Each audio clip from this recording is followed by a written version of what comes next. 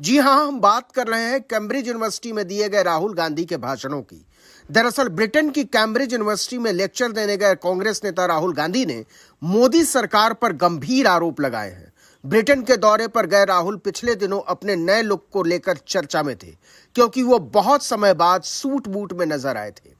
लेकिन अब राहुल अपने भाषण के चलते चर्चा में बने हुए हैं, जिसमें उन्होंने एक बार फिर से मोदी सरकार की धज्जियां उड़ाते हुए देश के हालात पर चिंता जाहिर की।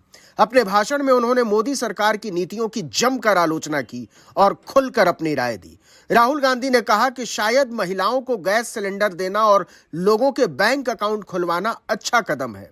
ऐसे कदम को गलत नहीं कहा जा सकता है, लेकिन मेरे विचार में मोदी भारत की बनावट को बर्बाद कर रहे हैं। वो भारत पर एक ऐसा विचार थोप रहे हैं जिसे देश स्वीकार नहीं कर सकता। अपने भाषण में राहुल गांधी ने बीजेपी पर धर्म की राजनीति करने और देश में नफरत फैलाने का आरोप लगाते हुए कहा कि भारत राज्यों का संघ है।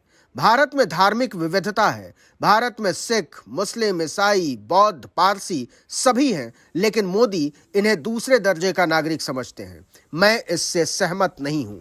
राहुल यही नहीं रुके, उन्होंने मोदी सरकार और बीजेपी पर मीडिया पर नियंत्रण करने का आरोप भी लगाया। राहुल ने सिर्फ मीडिया ही नहीं, मोदी सरकार पर न्यायपालिका पर भी नियंत्रण करने का आरोप लगाया।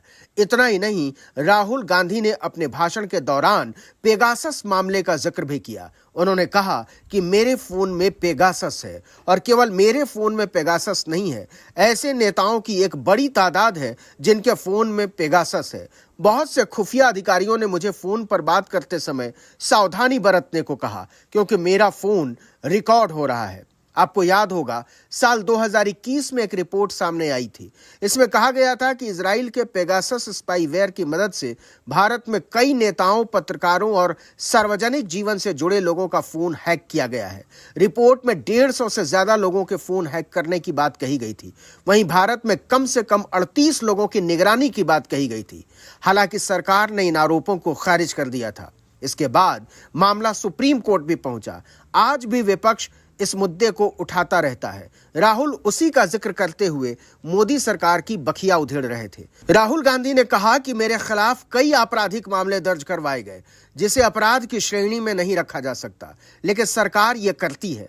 अपने भाषण में उन्होंने एक बार फिर से भारत जोड़ो यात्रा का जिक्र किया और इस यात्रा के दौरान हुए अनुभवों को साझा किया। आपको याद हो तो 7 सितंबर 2022 को कन्याकुमारी से शुरू हुई भारत जोड़ो यात्रा जम्मू कश्मीर के श्रीनगर में खत्म हुई थी।